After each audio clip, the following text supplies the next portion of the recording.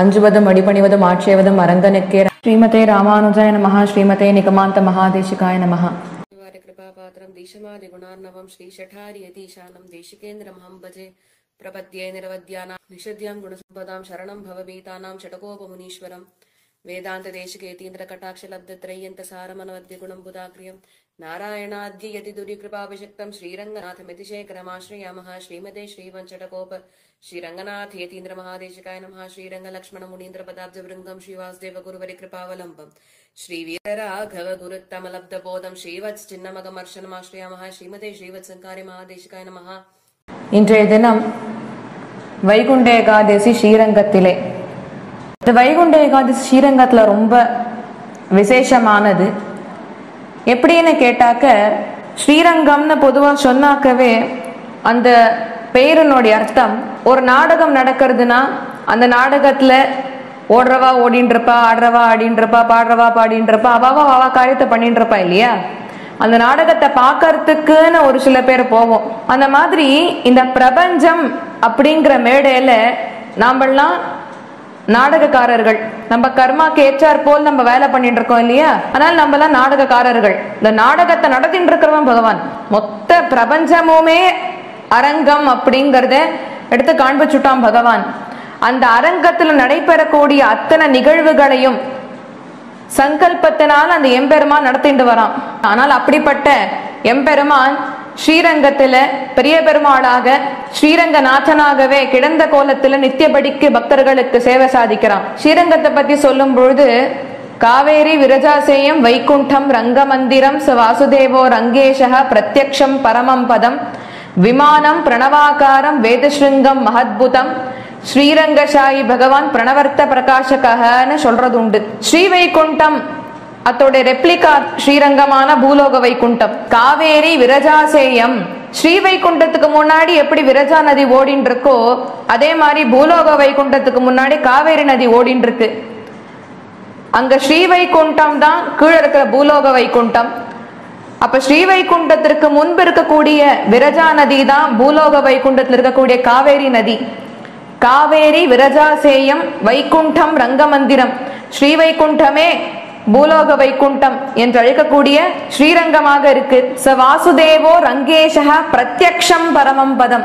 ச வாசுதேவோ ரங்கேஷः, ஸ்ரீ வைகுண்டத்துல பரமபதநாதன் இருக்கின்றான் என்றால் அவனே இங்க பூலோக வைகுண்டத்துல ஸ்ரீரங்கநாதனாக இருக்கான். ச வாசுதேவோ ரங்கேஷः பிரத்யக்ஷம் பரமம் பதம். ஸ்ரீ வைகுண்டத்துல என்னதான் நடந்துட்டு இருக்கிறதுங்கிறது தெரியணும்னா பூலோக வைகுண்டத்தை வந்து சேவிச்சா போறோம். ஸ்ரீ வைகுண்டத்தினுடைய ரெப்ளிகா அதுதான் பூலோக வைகுண்டம். விமானம் பிரணவாகாரம் வேதஸ்ருங்கம் மஹத்புதம்.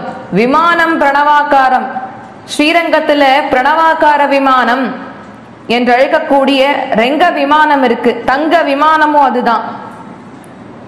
அந்த விமானத்துல 4 கலசங்கள் இருக்கு. வேதஸ்ருங்கம் மஹத்புதம், 4 கலசங்கள் 4 வேதங்களை குறிக்கிறது. ரிக்யஜுசாம அதர்வண வேதம். ஸ்ரீரங்கசாயி பகவான் பிரணவர்த்த பிரகாசகः. அந்த பிரணவாகார விமானத்தின் கீழ் பள்ளி கிடந்துள்ளான் திருப்பார்க்கடில் பிரம்மாவிற்காக உதித்த ஸ்ரீரங்கநாதன் பெரிய பெருமாள். இருளிரிய சுடர்மணிகள் இமைக்கும் நெற்றி இனந்துத்தி அணிப்பணங்கள் ஆயிரங்களார்ந்த அரவரச பெருஞ்சோதி அனந்தன் என்னும் அணிவிளங்கும் உயிர்வெள்ளை அணையமேவின்னு பாசுரத்துல குலசேகராழ்வார் சொல்வதை போல இங்க ஸ்ரீரங்கநாதன் ரொம்ப அற்புதமா ஆதிசேஷன் திருவனந்தாழ்வான் மீது ஒரு கைய திருமுடி கீழே வச்சுண்டு மற்றொரு கைய திருவடியை நீட்டி வச்சுட்டு இருக்கான். கண்கள் ரெண்டும் பார்த்தேன்னா அப்படியே விட்டத்தை பார்த்துட்டு இருப்பான். ஏன் அப்படின்னா, நாமெல்லாம் ஜீவாத்மாக்கள், நாம போய் பகவானிடத்துல ஏதேனும் விண்ணப்பித்தாலோ இல்ல புலம்பினாலோ கேட்பதற்கு அப்படிதான் எம்பெருமானுடைய காட்சி அங்க இருக்கும். பக்தர்கள் என்ன வந்து வேண்டினாலும் சரி, யார் யாருக்கு என்னென்ன கவலைகள் இருக்குன்னு அவ புலம்பினாலும் சரி, அதெல்லாம் கேட்பதற்காக தான் எம்பெருமான் விட்டத்தை பார்த்து படுத்துட்டு இருக்கான். அவ்வளவு அற்புதமான ஒரு கோலத்துல ஸ்ரீரங்கநாதன் இங்க பள்ளி கிடந்துள்ளானே. அப்படிப்பட்ட பூலோக வைகுண்டம் ஸ்ரீ வைகுண்டத்தினோட ரெப்ளிகான்னு சொல்லிட்டோம். ஸ்ரீ வைகுண்டத்துல என்னென்னலாம் நடக்கிறதோ அத்தனையுமே பூலோக வைகுண்டத்துல எம்பெருமான் பிரத்யக்ஷமா நடத்தி காண்பிக்கிறான். பூலோக வைகுண்டமான திருவரங்கத்துல நடைபெறும் ஒரு விழாவிற்கும் அதன் பின்னர் சாஸ்திர சம்பிரதாய காரணங்கள் பொதிந்து கிடக்கும். ஒரு ஜீவாத்மா பரமபதம் அடைவதற்கு அச்சுராதி மார்க்கமாகத்தான் செல்லும். பரமபதத்தில் உள்ள திருமாமணி மண்டபத்தில் வீற்றிருக்கும் பரமபதநாதனின் நித்திய கைங்கரியத்தில் ஈடுபடுவார் மோட்சத்துக்கு செல்லக்கூடிய ஜீவாத்மாக்கள். அப்ப அர்ச்சராதி மார்க்கம் எப்படி இருக்கும்? மரணமானால் தானே வைகுந்தம் அடைய முடியும். வைகுந்தம் அடைந்தவர் யாரும் திரும்பி வருவதில்லையே. அழகா திருமங்கை ஆழ்வார் இத பத்தி அவர் சொல்றார், கண்டவர் சொன்னதில்லை, சொன்னவர் கண்டதில்லைன்னு. வைகுண்டத்தை பார்த்தவா யாருமே வைகுண்டம் இப்படிதான் இருக்குன்னு சொல்லல. கீழே இருந்து பேஷண்ட் இருக்கிற நாம்பெல்லாம் இன்னும் வைகுண்டத்துக்கு போகல. ஏன்னா வைகுண்டத்துக்கு போயிட்டா சொல்ல முடியாது அது எப்படி இருக்குன்னு. அதனால நம்ம வைகுண்டத்துக்கு போகாமல் இங்கே பேஷண்ட் இருக்கோம். அதனால கண்டவர் சொன்னதில்லை, சொன்னவர் கண்டதில்லை. அப்படிப்பட்ட பரமபதமான ஸ்ரீவைகுண்டம் அடைந்தவர் யாரும் திரும்பி வருவதில்லையே. இந்த வழியில் தான் வைகுண்டம் சென்றேன் என்று நமக்கு சொல்ல யாரால் முடியும் என நமக்கு தோன்றலாம். இந்த கேள்விகள் அனைத்திற்கும் விடை என்னன்னு கேட்டா ஸ்ரீமன் நாராயணன் பூவுலகிலேயே நம்மாழ்வாருக்கு இதனை காட்ட ஆழ்வார் நமக்கு திருவாய்மொழியில் சொல்லி இருக்கிறார் இந்த விஷயத்தை. பெருமாள் நம்மாழ்வாரிடம் நீர் பரமபதம் கிளம்பும் நேரம் வந்துவிட்டது. திருவாய்மொழியில சொல்றச்சு அவர் சொல்றார், நீங்க பரமபதம் கிளம்பக்கூடிய அந்த நேரம் வந்துடுத்து, உம்மை இந்த வழியில் தான் கூட்டிக் கொண்டு போய் தன் நித்திய கைங்கரியத்தில் ஈடுபடுத்துவேன் என்று ஒரு திரைப்படம் போல் நம்மாழ்வாருக்கு காட்டினாராம் நம்பெருமாள். இங்கே அதை கண்ட ஆழ்வார் தன்னை போல் சரணாகதி செய்யும் அனைவருக்கும் வைகுந்தம் கிடைக்கும் என்பது நாம் அறிவதற்காகவே சூழ்விசும்பணிமுகில் என்ற பதிகத்தை பாடியுள்ளார். அர்ச்சராதி மார்க்கத்தில் யார் யார் வந்தார், எப்படி அடியார்களை பலர் புகழ்கின்றனர், பெருமான் வைகுந்த வாசலில் எப்படி தன்னை கைப்பிடித்து அழைத்து சென்றார் என்ற அந்த அனுபவங்களை பாசுரங்களாக இட்டுள்ளார் நம்மாழ்வார். இதுவரை சொன்ன விஷயங்களுக்கும் ஸ்ரீரங்கம் ராப்பத்துக்கும் என்ன சம்பந்தம்? அதாவது ஆழ்வார்களுக்கே தலைவரான நம்மாழ்வாரனுடைய திருவாய்மொழியின் பெருமையை நாம தெரிஞ்சுக்கணுங்கிறதுக்காக திவ்ய தேசங்கள்ல தலைநகரமான திருவரங்கத்தில் சுவாமி ராமானுஜர் ராப்பத்து உற்சவத்தில் சில ஐதீகங்களை சேர்த்தார். சூழ்விசும்பணிமுகில் பதிகத்தில் சொல்லப்பட்ட காட்சிகளை உடையவர் உலகோர் அறிய ஒரு நாடகம் போல் அமைத்துள்ளார். அர்ச்சராதி மார்க்கத்தில் செல்லும் ஜீவாத்மாவாக இங்கே நமக்கு நடித்து காட்டுபவரே நம்மளுடைய அழகிய மணவாளனான ஸ்ரீ நம்பெருமாள்.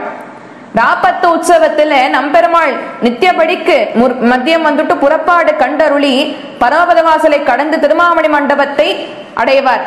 திருமாமணி மண்டபம் அப்படிங்கிறது ஆயனக்கால் மண்டபத்துக்குள்ள இருக்கு. அப்ப இங்க இருக்கிற முதல் காட்சி என்னன்னு கேட்டா, ஜீவாத்மா சூக்ஷ்ம சரீரத்தை எடுத்துண்டு வைகுண்டத்துக்கு போறது. பார்த்தேன்னா இப்ப நாம எல்லாரும் பூலோகத்துல இருக்கோம். நம்மிடத்தே இருக்கக்கூடிய இந்த உடம்புக்கு, இந்த சரீரத்துக்கு ஸ்தூல சரீரம்னு பேரு. ஸ்தூலம்னா கண்ணுக்கு பிரத்யட்சமாக இருக்கக்கூடியதுன்னு அர்த்தம். இந்த கண்களால எதெல்லாம் பார்க்க முடியுமோ அதெல்லாம் ஸ்தூல வஸ்துக்கள். இந்த கண்களால எதெல்லாம் பார்க்க முடியாதோ அதெல்லாம் சூக்ஷ்ம வஸ்துக்கள்னு பேரு. இப்ப இந்த உடம்பு நம்மிடத்தே இருக்கிறது ஸ்தூல சரீரம். இந்த ஸ்தூல சரீரத்தை விட்டுட்டு தான் மோட்சத்துக்கு ஜீவாத்மா போகும். மரணத்திற்கு பின்பு ஒரு ஜீவாத்மா எந்த உலகத்துக்கு போகணும்னாலும் இந்த ஸ்தூல சரீரத்தை விட்டுட்டு தான் போக முடியும். இதை எடுத்துட்டு எங்கேயும் போக முடியாது. அதனால மோட்சத்துக்கு போக வேண்டிய ஜீவாத்மாவும் அதே போல இந்த ஸ்தூல சரீரத்தை விட்டுட்டு சூக்ஷ்ம சரீரத்தோட மோட்சத்துக்கு போறது. அதுவும் எந்த மார்க்கமாக போறதுன்னா அர்ச்சராதி மார்க்கத்துல போறது. இதுதான் முதல் காட்சி. இப்ப ஜீவாத்மா சூக்ஷ்ம சரீரத்தை கொண்டு அர்ச்சராதி மார்க்கமாக வைகுந்தம் போறது. நம்பெருமாள் புறப்படும் பொழுது எப்பொழுதும் போல இல்லாமல் ஒரு போர்வை சாற்றிக் கொண்டு ஆபரணங்கள் வெளியே தெரியாமல் சேவை சாதிப்பார். இது எதை குறிக்கிறது அப்படின்னா, அந்த ஜீவாத்மா சூக்ஷ்ம சரீரத்தோட அர்ச்சராதி மார்க்கமாக வைகுண்டம் போறதோ இல்லையோ அதை குறிப்பதாக ஐதீகம் நம்பெருமாளுடைய இந்த செயலானது. இது முதல் காட்சி. இரண்டாம் காட்சி தொழுதனர் உலகர்கள். இப்ப முதல் காட்சியில சூழ்விசும் பணிமுகில் அப்படிங்கிற பாசுரத்துக்கு அர்த்தம் சாதிப்பதை போல ஸ்ரீ நம்பெருமாள் ஒரு ஜீவாத்மா எப்படி சூக்ஷ்ம சரீரத்தை எடுத்துண்டு இங்க அர்ச்சராதி மார்க்கம் மூலியமா மோட்சத்துக்கு போறதுங்கிறத எடுத்து காண்பிக்கிறார். இரண்டாவது காட்சியில தொழுதனர் உலகர்கள், பரமபதம் செல்லக்கூடிய ஜீவாத்மாவை தேவர்களும் முனிவர்களும் வணங்குவதாக நம்மாழ்வார் பாசுரம். அங்க இந்த பாசுரத்துல நான் திருவாய்மொழியில 10ஆம் திருவாய்மொழி 9ஆம் 10 அதுல 3வது பாசுரம். இங்க நல்லா பாருங்க, இந்த இரண்டாவது காட்சியில ஜீவாத்மாவாக ஏற்கனவே வேடத்தை தரித்து கொண்டிருக்கூடிய ஸ்ரீ நம்பெருமாள் தான் இங்கேயும் ஜீவாத்மாவாக இருக்கார். தேவர்கள் முனிவர்களாக இருக்கக்கூடியது ஸ்தலத்தார்கள். திருவரங்கம் கோயில் ஸ்தலத்தார்கள் எல்லாருமே சந்தன மண்டபத்துல ஸ்ரீ நம்பெருமாள் மூலஸ்தானத்திலிருந்து வெளியே வந்தவுடன் கீழே விழுந்து வணங்குவர். இந்த நிகழ்வு தொழுதனர் உலகர்கள் அந்த பாசுரத்தை எடுத்து காட்டுவதற்காகவே இருக்கக்கூடிய ஒரு நிகழ்வாகவே அமைஞ்சிருக்கு. அடுத்தது மூன்றாம் காட்சி என்னன்னா, தோரணம் நிறைத்து எங்கும் தொழுதனர். இது திருவாய்மொழியில 10ஆம் திருவாய்மொழி 9ஆம் 10 2வது பாசுரம். வைகுந்தம் செல்லும் ஜீவாத்மாவை வழிநெடுக்கிலும் இருந்த உலகத்தில் இருப்பவர்கள் தோரணங்கள் கட்டி தொழுததாக பாசுரம். நம்பெருமாள் புறப்பாட்டில் தங்கக்குடை, சாமரம், திருவாலவட்டம் என்று பெருமாளுக்கு சாதிப்பார்கள். குடை, சாமரம் ஆகிய கைங்கரியங்கள் ஜீவாத்மாவை வரவேற்கும் நிகழ்வாக ஏற்படுத்தப்பட்டுள்ளன. அதுதான் மூன்றாவது காட்சி. நான்காம் காட்சி வேதனல் வாயவர் வேள்வியுள் மடுத்தே. இது திருவாய்மொழியில 10ஆம் திருவாய்மொழி 9ஆம் 10 5ஆம் பாட்டு. அர்ச்சராதி மார்க்கத்துல செல்லும் ஜீவாத்மாவை 4 வேதங்களும் நன்கு அறிந்தவர்கள் வேதத்தை ஓதி வரவேற்பதாக இந்த பாசுரம் சொல்றது. பரமபதம் அடைவதற்கு விரஜா நதியை கடக்க வேண்டும். திருவரங்கத்திலும் வைகுண்ட வாசலுக்கு முன்னர் விரஜா நதி மண்டபம் உள்ளது. இங்க பெருமாள் வந்தவுடன் வேத விண்ணப்பம் நடைபெறும். 4 வேதங்களில் உள்ள பல சாகைகளை இங்கு ஓதப்படும். இது 4ஆம் காட்சி. 5ஆம் காட்சி வைகுந்தத்துக்கு போறதுக்கு முன்னாடி விரஜையில ஸ்நானம் பண்றதோ இல்லையோ, இந்த ஜீவாத்மா விரஜையில ஸ்நானம் பண்ணும் பொழுது அதனிடத்துல இருக்கக்கூடிய அந்த சூக்ஷ்ம சரீரத்தை விட்டுட்டு அப்ராக்கிருத சரீரம், அதாவது பிரகிருதி சம்பந்தம் இல்லாத அழிவில்லாத நித்தியமான சரீரத்தை அந்த ஜீவாத்மா ஏத்துக்கிறது. இந்த நிகழ்வை நடத்தி காட்டவே ஸ்ரீ நம்பெருமாள் பரமபதவாசல் நுழைவதற்கு முன் திரையிட்டு பெருமாள் மேல் மூடியிருக்கும் போர்வை விளக்கப்படும். அனைத்து ஆபரணங்களுடன் பெருமாள் சேவை சாதித்தபடி வைகுந்த வாசல் கடந்து வெளியே வருவார். அது 5ஆம் காட்சி. 6ஆம் காட்சி காலங்கள் வலம்புரி கலந்தெங்கும் இசைத்தனர் அப்படின்னு திருவாய்மொழியில 10ஆம் திருவாய்மொழியில 9ஆம் 10 6ஆம் பாசுரத்துல சொல்லப்பட்டிருக்கு. ஒரு ஜீவாத்மா பரமபதத்தை அடையும் பொழுது பலவிதமான இசை கருவிகள் முழக்கி வரவேற்பார்கள். நம்பெருமாள் பரமபத வாசலை கடக்கும் பொழுது பலவிதமான வாத்தியங்கள் வாசிக்கப்படுவதை நாம் இன்றும் அனுபவிக்கலாம். ஸ்ரீரங்கத்திலே எக்காலம், சங்கு, திருச்சின்னம் போன்ற பலவிதமான வாத்தியங்கள் இசைப்பது இந்த பாசுரத்திற்காகவே. இந்த 7ஆம் காட்சியில மதிமுக மடந்தையர் ஏந்தினர் வந்தே அப்படிங்கிற இந்த பாசுரத்தின் மூலியமாக எல்லா ஜீவாத்மாக்களுக்கும் பரமாத்மாவான ஸ்ரீமன் நாராயணனே கணவன் அப்படிங்கறத எடுத்து காண்பிக்க கூடிய ஒரு பாசுரமாகவே அமைஞ்சிருக்கு. அது ஸ்ரீ நம்பெருமாள் அங்க அழகா எடுத்து காண்பிக்கிறார். 8ஆம் காட்சியில எதிரெதிர் இமையவர் இருப்பிடம் வகுத்தனர் அப்படின்னு திருவாய்மொழியில 10ஆம் திருவாய்மொழி 9ஆம் 10 4ஆம் பாட்டு. அர்ச்சராதி மார்க்கத்தில் செல்லும் ஜீவாத்மாவை வழியில் வரும் லோகத்தில் இருப்பவர்கள் திருமால் அடியாரை தங்களிடத்தில் தங்க வேண்டும் என்று வேண்டுகின்றனர்.